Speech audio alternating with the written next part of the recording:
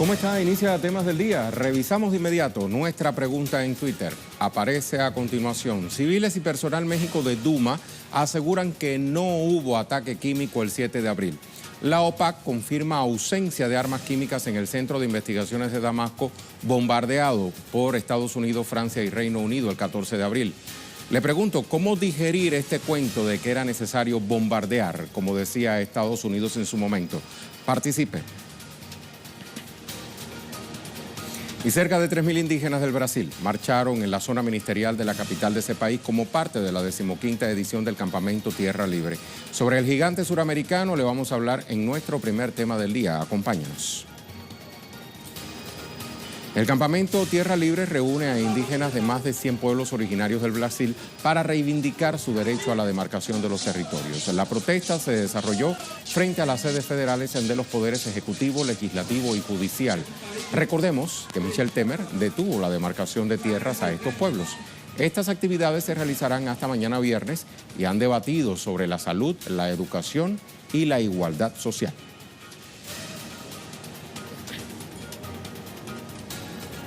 Nos vamos entonces a Brasilia con Adriana Robreño para que nos actualice. Saludos, Adriana.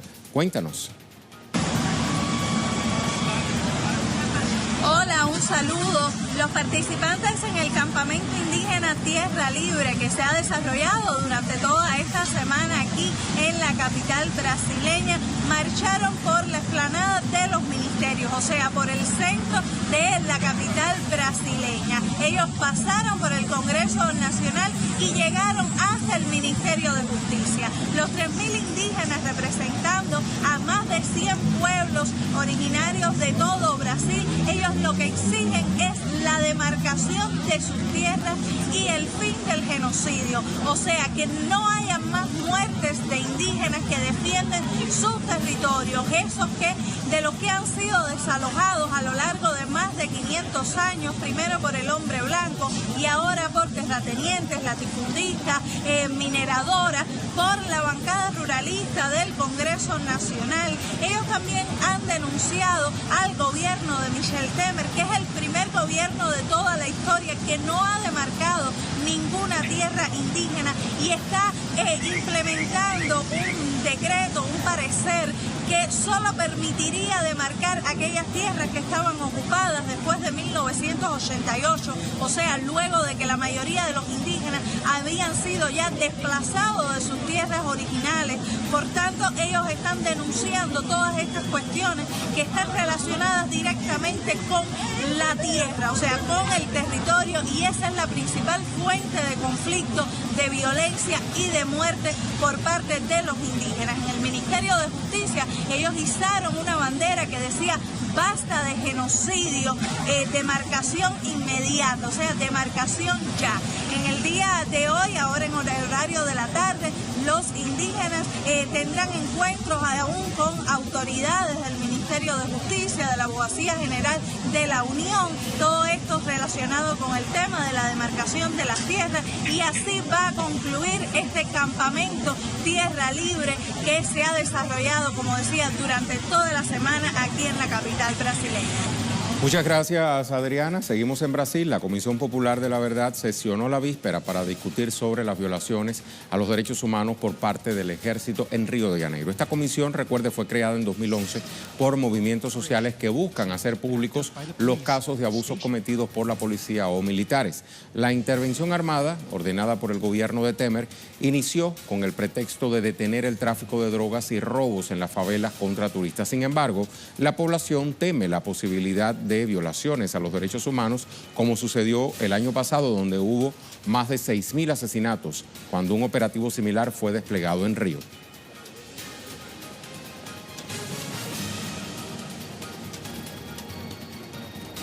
La nueva intervención militar inició el pasado 13 de marzo. ¿Cuál ha sido el saldo? Se lo contamos acá.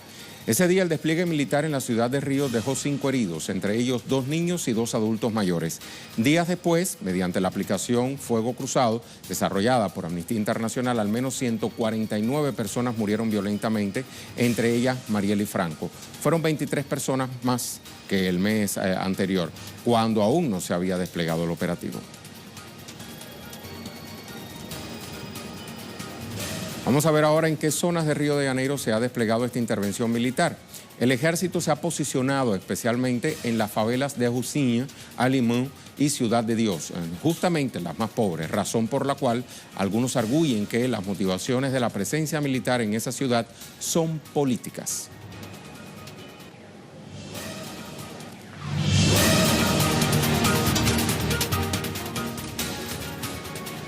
Y aquí está nuestra pregunta del día. Civiles y personal médico de Duma aseguran que no hubo ataque químico el 7 de abril. La OPAC confirma ausencia de armas químicas en el Centro de Investigaciones de Damasco, que fue bombardeado por Estados Unidos, Francia y Reino Unido el día 14. ¿Cómo digerir el cuento de que era necesario bombardear? Participe, denos su opinión. Y nuestra imagen del día nos va a llevar hasta Barcelona, sede del torneo de tenis Conde de Godó. La instantánea nos muestra la sombra del tenista japonés Kei Nishihori, quien devuelve la pelota a su contrincante. En el torneo participan importantes figuras del tenis, como el número 1 del mundo en el ranking Rafael Nadal. Con esta imagen nos vamos a la pausa.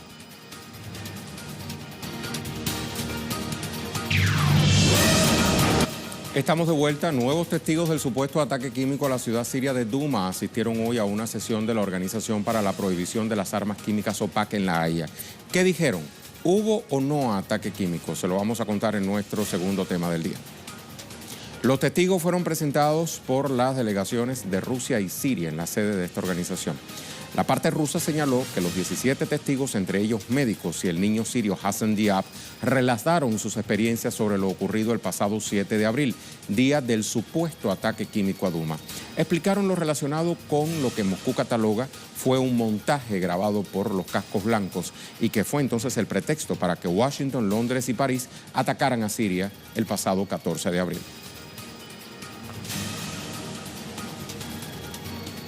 Estos testigos aseguraron que no hubo señales de ataques químicos en Duma, pero ¿en qué consistió lo que Rusia califica de montaje? Se lo vamos a explicar.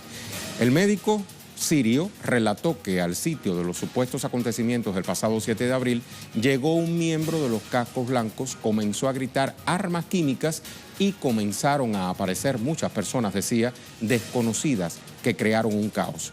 Luego llevaron a los niños al departamento de urgencias del hospital. Los comenzaron a bañar con agua fría, sin permiso de los padres. El médico aseguró que solo recibieron pacientes con síntomas de hipoxia debido a la inhalación de polvo por los bombardeos de los edificios. El padre de uno de los niños rociados con agua aseguró que no habían visto ninguna intoxicación química en su familia y todos se encuentran en buenas condiciones. Otro testigo explicó que la sustancia que les limpiaban los cascos blancos era polvo. Finalmente, el personal del hospital aseguró no haberle ordenado a ningún niño ni adulto a tratamiento posterior por ataque de armas químicas.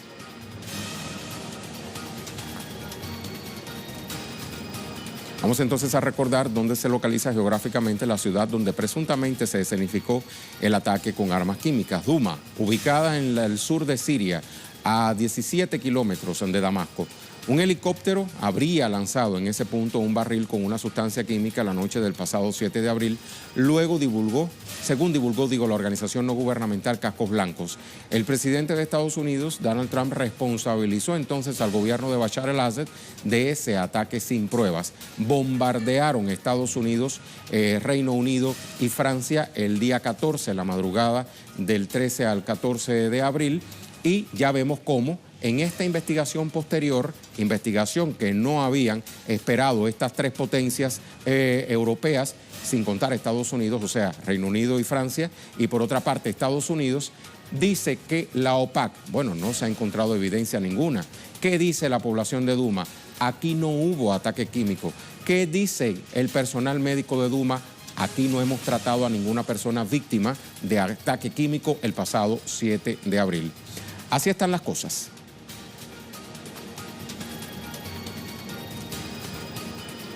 Pero nos va a actualizar Hisham Bonus directamente desde Siria. Adelante, Hisham. Buenas tardes, Reinaldo. Saludos, amables televidentes. Efectivamente, el jefe de operaciones del Estado Mayor de las Fuerzas Armadas de Rusia, el coronel general Sergei Rudusky, afirmó que los expertos de la Organización Internacional para la Prohibición de las Armas Químicas confirmaron que los sitios atacados por parte de Estados Unidos, Reino Unido y Francia el pasado 14 de abril bajo la falsa excusa del supuesto ataque químico en Duma no poseen sustancias químicas. Estados Unidos había atacado a estas 3 instalaciones afirmando que las mismas forman parte de un programa químico clandestino para el almacenamiento y la producción de armas químicas en Siria, y aseguró que este ataque limitó las capacidades del país árabe de la producción clandestina de sustancias tóxicas que, según afirma Washington y sus aliados, emplea en los supuestos ataques químicos contra la población civil en diferentes partes de Siria y supuestamente en el último ataque de la ciudad de Duma en la región de Ghouta Oriental. Este estudio realizado por los expertos de la OPAC coincide con la versión de Damasco sobre la realidad de los hechos y también, sobre todo, que al igual que Moscú, afirmó que personas que trabajaban en estas instalaciones inmediatamente después del ataque visitaron el lugar de los hechos curiosos y sin ningún tipo de protección y no registraron ninguna lesión química, puesto que en estos lugares no hay sustancias químicas, ya que si hay algunos agentes químicos o toxinas en estos lugares, el impacto de los misiles Tomahawk habría provocado un foco de contaminación que habría causado lesiones y causado la muerte de miles de personas, sobre todo en el caso de Damasco, donde el sitio atacado es el centro de investigación de Barza, en uno de los barrios de la capital de Siria. Este centro se dedicaba a la producción de medicamentos para el tratamiento de la enfermedad de enfermedades de cáncer, que realmente debido al bloqueo Siria no puede importar, y por ello trata de desarrollar un programa para la producción de estos medicamentos. Razón por la cual, al igual que Moscú y Damasco, denuncia esta agresión contra estas instalaciones y la manipulación estadounidense de la realidad de los hechos. Muchas gracias, Hicham. En otro orden, el ejército árabe sirio realizó este jueves una contraofensiva antiterrorista en el sur de Damasco. Durante la operación militar, fuerzas gubernamentales lanzaron misiles contra posiciones de los terroristas del Frente al-Nusra y Daesh, quienes utilizan el distrito de Hayar al-Ashwat como un disminuido bastión. Fuentes del ejército reportaron que tropas especiales lograron controlar nuevas redes de túneles y sus edificaciones en el poblado de Ma'amel. Recuperaron material bélico, también armamento. Según informe del Comando General sirio, emprenderán un cerco vía terrestre por los suburbios de la región capital hasta acorralar a los extremistas.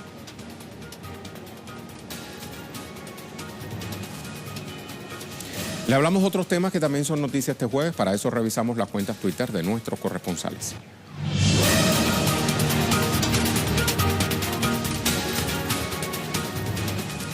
Comenzamos con Venezuela. Esther Yáñez, el candidato independiente Luis Alejandro Ratti, asegura que en caso de llegar a un acuerdo entre todos los candidatos opositores para conformar una candidatura única frente a Nicolás Maduro, lo anunciarán el próximo 16 de mayo. Venezuela decide en clave electoral. Venezuela de cara al próximo 20 de mayo. Y Madeleine García, también de Venezuela, nos informa que todo está listo para la Expopotencia Venezuela 2018 en su segunda edición. Las empresas venezolanas mostrarán sus fortalezas. Debuta el petro, la criptomoneda del país. Dentro de poco llega Nicolás Maduro para dar inicio a este evento que se va a desarrollar en el Poliedro de Caracas. Vamos con otra. Cristian Salas. Con la presencia de 119 legisladores se instaló el pleno para definir el juicio político, el destino del fiscal Carlos Vaca. El proceso en su contra se sustenta en el informe de 130 páginas presentado por la Comisión de Fiscalización de la Asamblea Nacional de Ecuador. Vamos ahora con Paola. Colombia, magistrados de la Jurisdicción para la Paz se defendieron de los señalamientos del secretario ejecutivo de supuesta manipulación al interior de la JEP, o sea, la Jurisdicción Especial para la Paz, y denunciaron los problemas estructurales que han afrontado para avanzar en el funcionamiento integral. Otro tuit. Edu Marín dice: España protesta contra la sentencia a los miembros de la manada que niega la violación a una joven de 18 años en los festejos de San Fermines en 2016. Deja la sentencia en 9 años de cárcel por abuso sexual. Manifestaciones por todo el país. Y otro Eduardo Martínez, en este caso, la desaparición y asesinato de jóvenes moviliza a la sociedad en México a propósito de conmemorarse hoy 43 meses de la desaparición forzada de los 43 estudiantes de Ayotzinapa. Vamos a escuchar. Esta tarde los padres de los 43 estudiantes normalistas desaparecidos de Ayotzinapa se movilizan desde el Ángel de la Independencia con rumbo al Zócalo de la capital mexicana.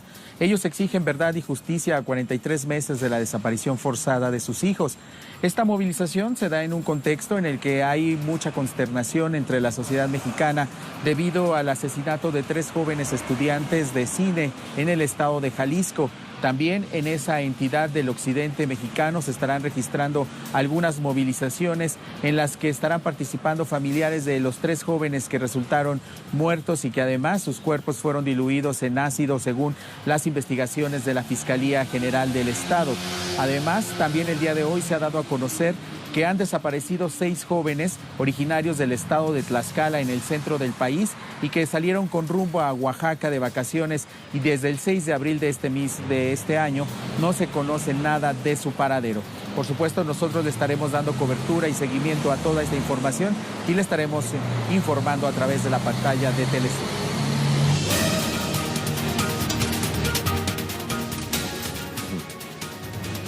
En nuestro primer tema en desarrollo le contamos que el Tribunal Constitucional de Perú falló a favor de revocar la prisión preventiva del expresidente Ollanta Humala y su esposa Nadine Heredia.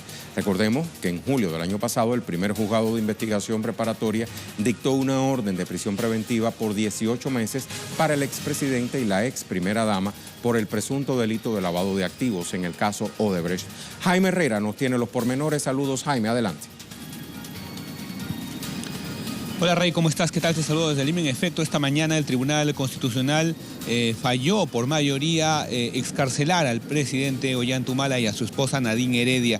Esto debido a que 4 magistrados de este órgano de justicia votaron porque no se cumplen los requisitos para dictar prisión preventiva. Según ellos, este caso debe ser llevado en libertad de ambos procesados, debido a que ambos han cumplido con todos los requerimientos para poder garantizar de que no se van a fugar o que van a respetar todos los procedimientos y las citaciones que se les haga. Esto quiere decir que no se cumple con el requisito de garantizar este proceso se lleve con normalidad.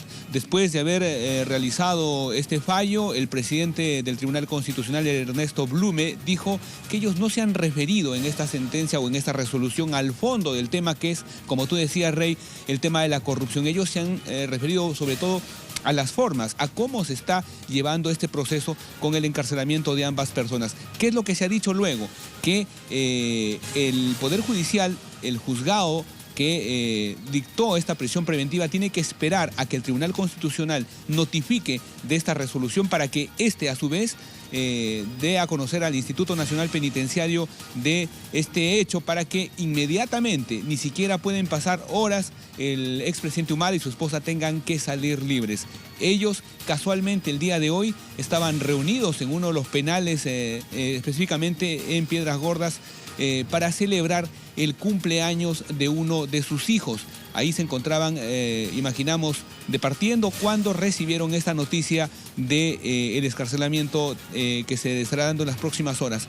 También en los exteriores del Tribunal Constitucional hubo un grupo de simpatizantes de Humala y Nadine Heredia, y ellos celebraron después de escuchar y enterarse de que efectivamente ha resuelto el Tribunal Constitucional de este modo. También se ha pronunciado el presidente de la República, Martín Vizcarra, quien dijo desde Chiclayo, una ciudad al norte del país, que él va a respetar todas las decisiones del poder, en este caso el Tribunal Constitucional, debido a que en el Perú se tienen que cumplir con la división de poderes. Con esta información, Rey, salvo alguna consulta, vuelvo contigo en estudios. Excelente, Jaime, satisfecho, muchísimas gracias, hasta la próxima. Jaime Herrera, directamente desde Lima, Perú. Pasamos entonces a nuestro segundo tema en desarrollo. Docentes argentinos volvieron a protestar para exigirle al gobierno de Mauricio Macri la reapertura de paritarias. Cientos de educadores se sentaron a las afueras del edificio de gobierno para solicitar una nueva ley de financiamiento educativo. Nos tiene la información Edgardo Esteban desde Buenos Aires. Hola Edgardo, te escuchamos. Te saludo, Rey, y también saludamos a toda la audiencia de Telesur y nos encontramos a tan solo 100 metros de lo que es la Casa de Gobierno, en esta histórica Plaza de Mayo.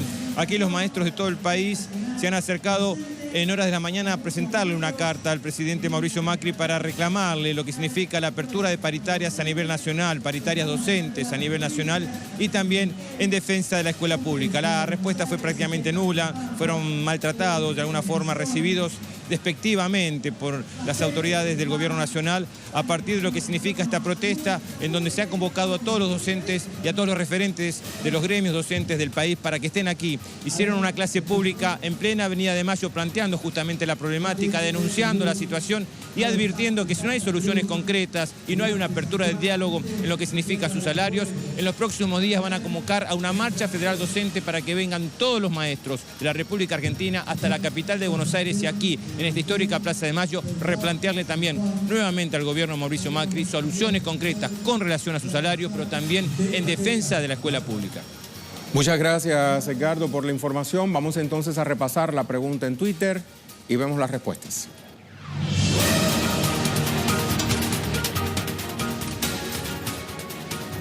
Ahí está la pregunta una vez más. Civiles y personal médico de Duma aseguran que no hubo ataque químico el 7 de abril.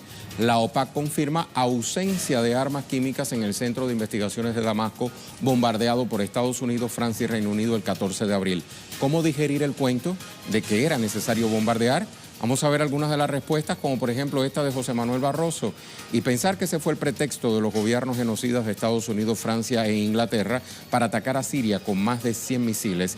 Así operan esas potencias, entre comillas, con los grandes medios y agencias noticiosas a su servicio. Ahora me pregunto, ¿para qué sirve ese mamotreto de la ONU?, dice José Manuel. Otra más. Glenda dice, para encubrir algo que ellos mismos hicieron. Seguro que las armas que les han proporcionado al Estado Islámico ya lo han hecho antes. El tema es, ¿hasta cuándo?, se pregunta Glenda.